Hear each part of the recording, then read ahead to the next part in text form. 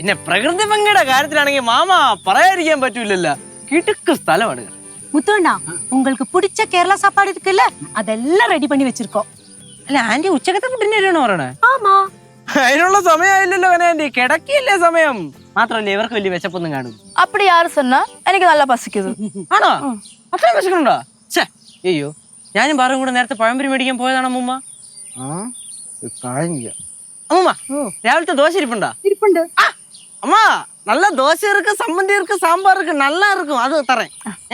அது கேட்டு நமக்கு உச்சி ஆகும்போது உச்சக்கத்தை சாப்பாடு சாப்பிடலாம். டேய், அவங்களுக்கு நம்ம ஸ்பெஷல் மோரிமல்ல இருக்குல்ல, அது ரொம்ப பிடிக்கும். அது முதல்ல கொடுக்கலாம். நம்ம ஸ்பெஷல் மோரிமல்ல എന്ന് പറയുന്നത് ആന്റി ഉണ്ടാക്കുന്ന സ്പെഷ്യൽ മോരിമല്ല എന്ന് പറയണം. ആന്റി പൈനാപ്പിൾ ഇരിപ്പില്ല ആന്റി? இருக்கு. അപ്പൊ പൈനാപ്പിൾ ജ്യൂസ് അടിച്ചു കൊടുക്ക്. മക്കൾക്ക് പൈനാപ്പിൾ ജ്യൂസ് കുടിക്കണമെങ്കിൽ അതങ്ങ് പറഞ്ഞാൽ പോരെ മള്ളേ.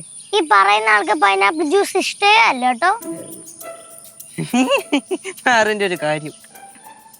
முதல்ல குளிக்கணும். ரொம்ப நேரமா டிராவல் பண்ணி டயர்டா இருக்கு. மாமா குளிக்கலாம். கமான்.